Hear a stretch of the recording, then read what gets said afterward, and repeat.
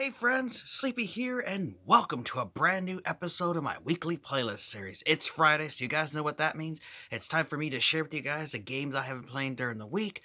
As always, I let you guys know my thoughts and opinions on the games that I have been playing. Let you know if I like them, maybe I don't like them or something, if I recommend them to you. But I would love to hear your guys' thoughts on the games that I share with you, whether you guys played them or not, and what your thoughts are on them. Of course, I want to hear what games you guys are playing because I always get great ideas from hearing about the games you guys play, and I've got a nice list going of titles to check out. Thanks to you guys, and they're talking about the games you play. And then if you guys have any recommendations on a title I should check out, let me know, because I always appreciate the recommendations you guys have been giving me lately. And it's actually given me quite a few games to check out, and I've actually have played a few games thanks to your guys' suggestions, so I really appreciate it. I also am celebrating a milestone here on my channel. This is actually my 500th video released on my channel since I started it back in 2010. So it's crazy. Over 10 years, I made it to 500 videos. So it's really cool to reach that milestone, and I appreciate all the support you guys have been showing my channel over the years. Now, this week I got two games to share with you. One for Xbox One and one for Xbox 360. And I've been playing them both on my Xbox One X. I have still been on a big Xbox One kick this year. Like, almost exclusively been playing it. I mean, I have, played a few of the GameCube and phone and the other games here and there, but mostly I've been sticking to my Xbox One console, as it kind of didn't get a whole lot of love for me the last few years, as I was kind of playing a lot more retro. And this year I've just been really on a kick of wanting to play Xbox One games. So the first one we talked about last week and continuing my journey on it. Got a long way to go on that, but that was the Duke Nukem 3D 20th Anniversary World Tour. This is an awesome Duke Nukem game. If you guys are a fan of the old Duke Nukem 3D, it was on the PC and it was on PlayStation 1, the Nintendo 64. If you guys enjoyed those old ones from the 96, that's when this actually was created. You will enjoy it on the Xbox One. They did have this on PS4 and the PC. It has all four different level packs that were in the original Duke Nukem 3D, but it also adds a fifth new one with 8 new episodes. And that was created by designers Alan Blum III and Richard Level Lord Gray. So the other guys that helped design Duke Nukem, they helped come back and make these new levels and content for this new version of the game. It is just awesome going back and playing this game. I started it last week, and man, it just brought back the memories, because I had not played this old Duke Nukem game in a long time. And I just love the classic Duke Nukem line. It's just this great, brings back memories. Like, as soon as this opens up in that, you're starting that rooftop, and he complains about the aliens destroying his ship, and it's just awesome fighting the enemies again, and just hearing all of his one-liners. Like when you go to the bathroom and he's like, "Damn, I look good," and just I just love his classic Duke Nukem lines there in this game. It was just an awesome game, an awesome series, and I'm so glad that I got this for the Xbox One, because I didn't even know about it, that it existed, until I saw it at my local game store earlier this year, and I picked up a copy for my collection, and I'm glad that I did, because I have not played this game in a long time, and it's just fun. Now, they do have two different modes in this as far as the graphics go. You can push down on the D-pad, and it'll actually change it from 3D to this newer true 3D, but it still has that same classic old graphics that this game had, and I'm really happy that they stuck with it like that, and has that classic look. Because if they modernized it and made it with today's graphics and made it super enhanced, it would just take away from its charm. When I play old retro games, I like to play them the way they were originally intended to be, and have that look to them. I mean, it's cool and nice when you have remasters for old games, that's great. But, sometimes there's certain games that have a certain charm to them that it will lose that charm if you were to change the graphics. So I love that they kept the old graphic style. They just updated it, with a little bit more color and a little bit better visuals, but it still has that classic feel to it. And it's something that I really like. It's really cool. This collection, though, you get developer commentary, so you can hear them talking about creating Duke Nukem and the character, and how genre defining it was for first person shooters at the time, because it definitely was. You also have new Duke talk, So you have plus high fidelity re-recording from Duke Nukem's original voice actor, John St. John. Really cool to see how his voice has changed from when he was younger in the 90s to today. I have seen some videos, interviews with him doing the new Duke voice, and I actually like his older, grittier Duke Nukem voice that he has in this. Now, I have seen some videos about this. People were complaining that the audio seemed kind of muffled or washed out, at least on the PC version. But for me, I it just was Duke Nukem to me. I didn't have any issues with it. Is it a perfect game? Of course not. But you're playing an old game from 1996 in 2021 now, and you have to appreciate it for what it is. This was just a classic game that was just action and oozed manliness and killing, and just didn't give a fuck what it did. It's just fun. I've only been playing through a few of the levels, and I'm just remembering a lot of stuff now from that I had forgotten because I hadn't played this game in so long, and I'm just rediscovering stuff. All the levels have several different secrets, and because of that, I actually bought a strategy guide for this, and you guys will see it in not this pickups video I have coming out here soon, but the one after, and it just came in. But I have this wonderful Duke Nukem 3D Atomic Edition, the official strategies and secrets, 488 page of Duke Nukem awesomeness.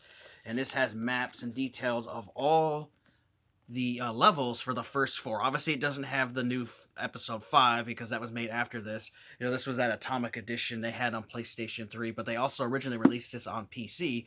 And so, this goes through the PC one, but it's got detailed maps where all the secrets are.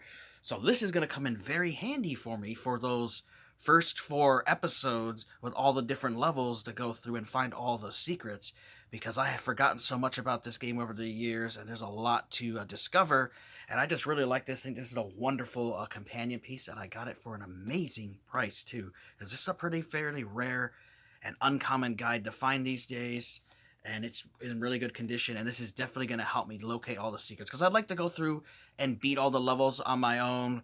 I do my own exploring, and then I would like to go back and actually try to mop up and find all the secrets myself and all the Easter eggs, because this thing is full of Easter eggs, one-liners from pop culture at the time.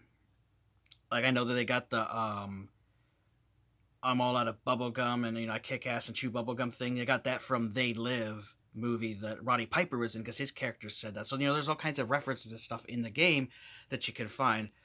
Now, what's really cool about this episode 5 is they've added some new enemies, and they added this new incinerator weapon, which is a flamethrower. So that's really cool that there's a new content in there that I have never played before. Like I said, I played through the Duke Nukem 3D on the PC and beat it, but I haven't played it in so long. I really don't know a whole lot about it, but is now remembering it. But it's just awesome going back and play. Definitely pick up this 20th anniversary of Duke Nukem 3D for Xbox One or PS4. It's a fairly cheap title, and it's very nostalgic to bring it back to the 1996 and frag with Duke Nukem himself. Wonderful game.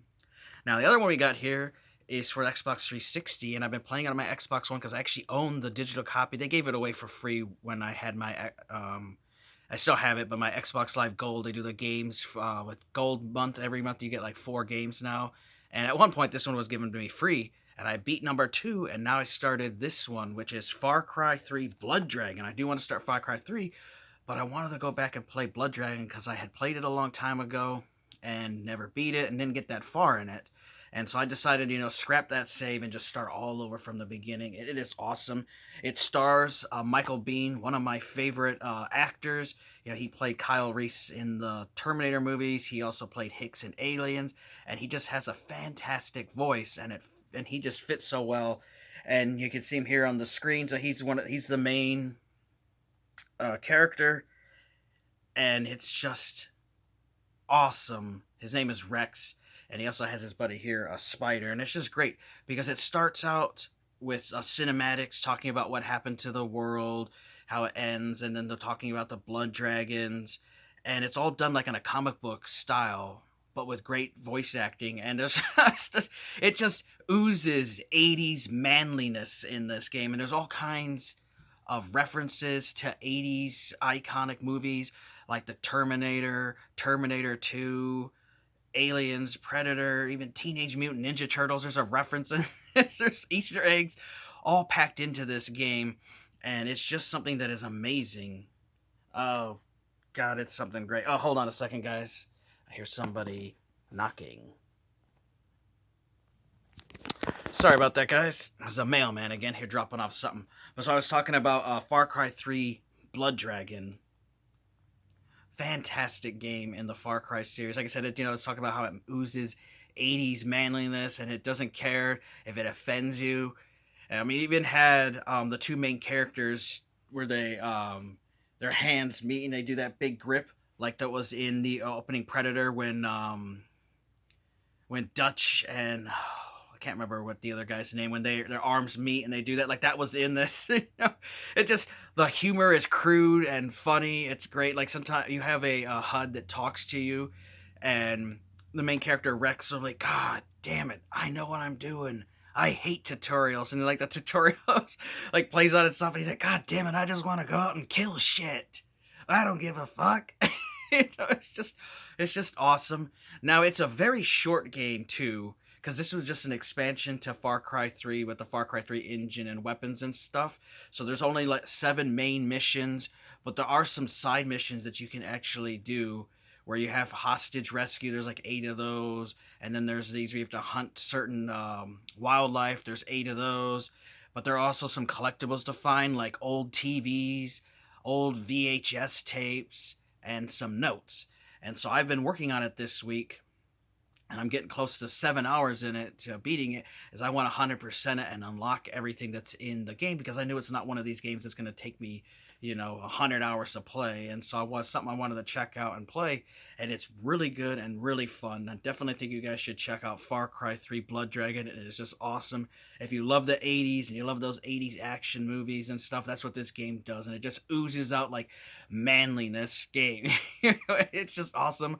Brutal killing, great one-liners. The music is fantastic in this. The voice acting is also done really well. Controls are great. He's a cyber commando, so like a cyborg, and he has a little red eye on him. Obviously like a Terminator reference. He actually has the game looks like he's a Terminator as far as the way his vision looks, and he actually can turn on this vision mode that looks like a Terminator thing from scanning, because that's obviously what it's supposed to be. And you can actually pinpoint where enemies are, and then it puts them on your map with little indicators above their heads, so you know where they are when you're sneaking around. So you can do stealth, you can do, go in guns blazing action. It's just really cool. Nice variety of weapons, and then you also have attachments and enhancements you can get for your weapons, like bigger clip sizes, change the kind of ammo, they can do more damage, and it's just awesome. The variety of weapons they have. You have grenades, you have mines, you have C4 explosives. It's just cool having a variety of weapons. Some of the other thing that's really cool is his pistol. Kind of reminds me of RoboCop's pistol. So obviously they got the idea for RoboCop from, they got the idea for the gun from RoboCop. So it's cool just seeing all these movie references, and sometimes they're really subtle. Like this one mission where you have to go into the sewers, and I don't want to ruin too much about it, but there's a Ninja Turtle reference down there. It's just cool discovering this stuff. Like, if you grew up with this stuff and love these 80s movies, like, you're going to see those, you're going to hear them being mentioned in this game, and, like, there's basically like little Easter eggs from it. I've been having a blast with it, so I should have this beat here in this next week. And then I'm not sure if I want to jump onto the Far Cry 3 yet or not, or maybe I'll stop playing first-person shooters. I have been playing a lot of them lately, and maybe I'll jump into a different genre, but I am having a blast with Far Cry 3 Blood Dragon. Now, if you guys ever want to get a physical copy of it, you would have to pick up this Far Cry compilation that has Far Cry 2, 3, and Blood Dragon, because it does come physically on a disc, and you have it right here. You can buy it digitally, otherwise, that's the only other way it was released here. On the PS3 version of this, you got these 2 games on the Blu-ray, and this was a digital code. So the only way to get a physical copy of this game is on the Xbox 360. And so that's awesome, because I had forgot about this, and my buddy Dean had told me, hey, you guys should get you can get the physical copy of the game if you buy that compilation one.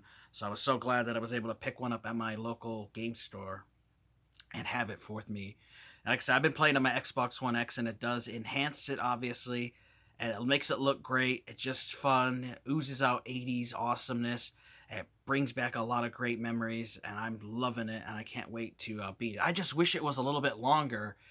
Like I said, you could probably beat this in about 8 hours or so. If you're doing like me, where I've already got all the VHS tapes, I found all the notes, and I found all the TVs.